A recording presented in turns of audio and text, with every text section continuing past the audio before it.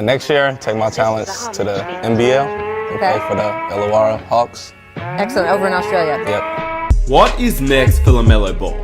We all know that he's now joined the Illawarra Hawks in Australia in the NBL League. He's paired up with RJ Hampton, not in the same team but in the same league. And this is the type of thing that we're now going to see more of, where players don't really go and join the NCAA and instead go to an international team.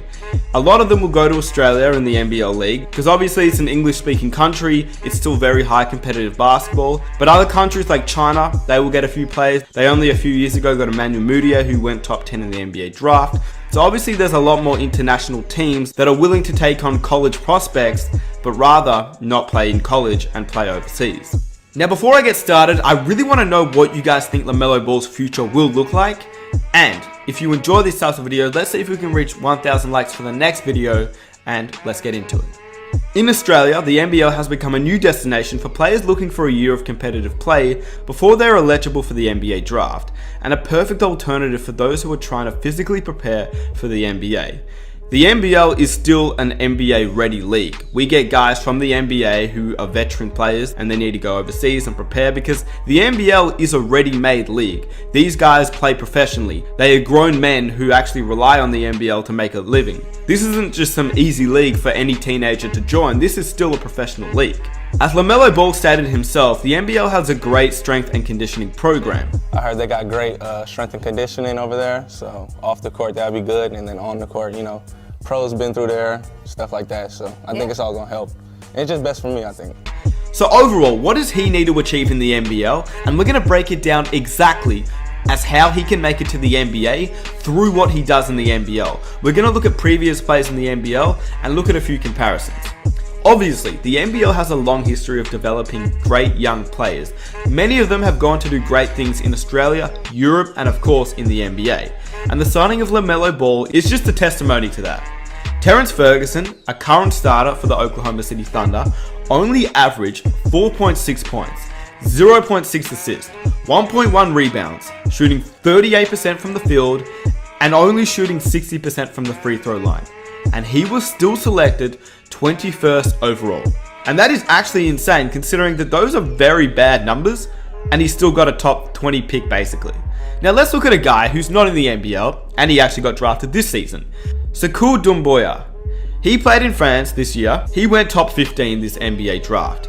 He only averaged 7.8 points per game, 3.3 rebounds, 0.7 assists, shooting 48% from the field while shooting 34.3% from 3. Once again, those stats are not insane, but it was still good enough to be a top 15 pick in this year's NBA draft simply because he played against men at a professional level. Let's look at another guy, Brian Bowen, who entered the 2019 NBA draft. He put up similar stats in the NBL at 6.3 points per game, 3.2 rebounds, 0.6 assists, shooting 45%, and was a former McDonald's All-American, 5-star recruit coming out of high school. And whilst he was not selected this season in the NBA draft, he immediately signed a 2-way contract with the Indiana Pacers once the draft ended. Which therefore tells me that if LaMelo Ball can average close to 10 points, 5 assists, 5 rebounds, which doesn't seem like a lot, but in the NBL against bigger bodies and a different style of play isn't easy, but at the same time it's not ridiculously hard, while still maintaining an efficient shooting percentage, 10 points, 5 assists, 5 rebounds, there is no doubt in my mind that LaMelo Ball will be a top 5 draft pick in next year's NBA draft. But then again, it's much easier said than done. Now, maybe not a top 5 pick, but he will definitely get drafted if he can even average 6 points, 5 assists and 5 rebounds, in my opinion. And I think he's definitely going to do that. LaMelo Ball will now experience a more professional route in order to exceed greater expectations at the next level.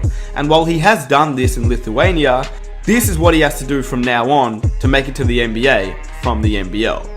I'm trying to be the #1 pick for the 2020 draft. His situation is a little bit different to RJ Hampton, considering that RJ Hampton actually had the choice to play college, whereas LaMelo Ball didn't, considering he was already a professional player, and that means he can't make an NCAA team. He said, and I quote, "I'm really looking forward to playing professionally this season, so I can focus all of my time and energy on basketball." LaMelo is purely fueled up on taking his game to the next level, and Illawarra seems like the perfect fit as it's a hardworking blue-collar city. In the past though, critics have been labeling LaMelo Ball as lazy, careless, at times arrogant, and this has been since he was only 14 to 15 years old, where he played with his brothers in high school. Now he's part of a blue-collar city, he will actually have to work, and he can't just play arrogant in the NBL or he will get punished. But in my opinion, I think a lot of people hate on the old LaMelo Ball, the young LaMelo Ball, the kid LaMelo Ball. I feel like this guy has grown up a little bit. He's now 6'8", he is still a teenager, but he seems like a guy that's taken that next step into being more of a mature player and more of a mature person. Along with that, he also has his head coach, Jermaine Jackson from Spire Academy, which will help guide him in the right direction as he's a former NBA player himself. And I quote, "Having JJ with me has been incredible. His experience, guidance, and mentorship has been a huge benefit to me, and having him there in Australia will only continue to help me develop on and off the court." So why would LaMelo Ball choose the NBL? Well, the competition. LaMelo Ball is in the perfect situation in my opinion, considering he cannot play college, as not only is he grasping scouts' attention through playing in an arguably more superior and dominant level all around compared to collegiate level, considering that the NBL is still a professional league, whilst I would say that the top level Division 1 colleges are really good and obviously scouts go there to watch these guys play. Playing in a league like the NBL, which is obviously professional, in my opinion is still as good as playing at a collegiate level. Because he will go up against well-established point guards, shooting guards, and small forwards who have proven their talents through playing in the NBA. The likes of Casper Ware, Bryce Cotton, Melo Trimble. Believe me, these guys are all trying to send a message to these scouts. They are still NBA worthy, and the only reason they're playing in the NBL is because they want to get back to the NBA. LaMelo Ball will be a young teenager playing against former NBA players. So if you think that these guys aren't going to take it to him, then you're completely wrong. They're going to show him that LaMelo isn't the only star in this league, and just because he has the hype, does he have the talent? And he better be prepared because these guys will try and make him look foolish on the court. Now, not only is LaMelo Ball competing with these former NBA point guards, he's also going to be up against the ESPN number 5 ranked prospect in RJ Hampton, another guy that signed with the NBL, but he's playing for the New Zealand Breakers. RJ, just like Melo, is also a highly anticipated point guard prodigy who was a top 5 pick projected, and therefore LaMelo will be competing against RJ Hampton on the draft board, and as he stated, my goal is to be the top pick in this year's NBA draft, and I feel like they can help me reach that goal. So with RJ Hampton and LaMelo Ball facing off against each other, it gives these NBA scouts a bit of an indication as to where these two players are up against each other and at a professional level. Another thing is his teammates. Along with LaMelo Ball's competition, his teammates are not a joke either, as the Illawarra Hawks also want to make a name for themselves, and they have players on the roster that want to play well because they also want to advance their future as an NBA prospect. Do you guys remember the former Houston Rockets point guard Aaron Brooks? He joined the Illawarra Hawks not long after LaMelo Ball joined the Illawarra Hawks. Make no mistake, this man is not a joke. In his prime, he was putting up borderline 20 points per game with the Houston Rockets, and with Illawarra having him on the team, not only will he be a great mentor, but he's also going to be a great competitor on the exact same team because just like LaMelo, he probably wants to get back into the NBA too.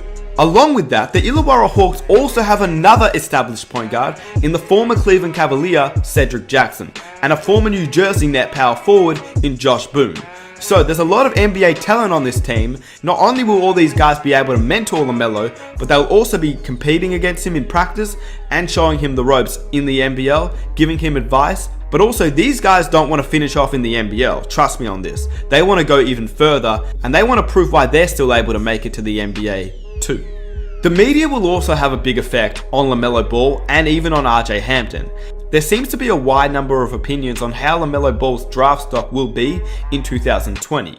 But some are incredibly high on him, some are quite low on him. With that said, ESPN have him ranked as number 33 in next year's NBA draft.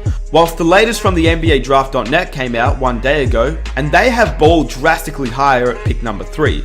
So with that being said, LaMelo's draft stock is very unknown, and being in the NBL, it will create a lot of media hype, and that means his ranking will fluctuate quite a bit. If he plays well, he could go way up than 30 and 22 as ESPN ranks him, or if he plays bad, it could go way below that, and we just don't know. So the media is going to have a huge effect on how LaMelo Ball's ranking will be. And plus, we have to remember, LaMelo Ball is arguably better than a lot of the guys and a lot of the prospects in the NBA draft order at the moment. We have to remember that LaMelo Ball was ranked at pick number 7 by ESPN before LeVar withdrew him out of his team at Chino Hills. So, LaMelo Ball has a lot of hype, but how good is he really? At this point right now, at 17 years old, he's 6'7", which is a lot taller than his brother. That's arguably a shooting guard small forward height in the league today, but he plays as a point guard, and he even has the potential to grow taller. LaMelo Ball is a unique talent for the modern day NBA with his size, creativity, ball handling, passing ability, and a deep shooting range. Yes, his shot form is a little bit weird, just like his brother Lonzo, but that can change. Once again, he is still so young. LaMelo's frame has changed drastically, as he seems to be a little bit stronger and put on more muscle from the start of his senior season to now.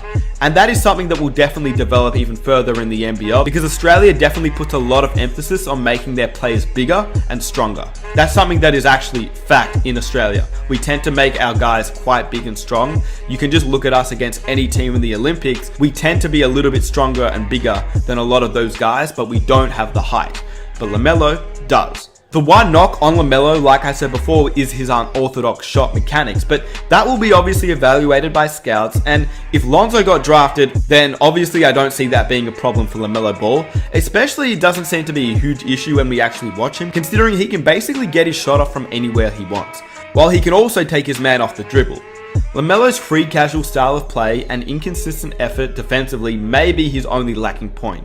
Through the NBL though, he'll be forced to play defense, because if he doesn't, he will be made a laughing stock. Although LaMelo Ball is 6'7", and he may be a little bit slower than some of the quicker guys in the NBL, I don't see anyone lighting him up. The NBL is known for its physical play, and it will pose a significant challenge for LaMelo Ball, who is only 17, and RJ Hampton, but in the end, these guys will learn very quickly, so don't put too much pressure when they first play at the start of the year.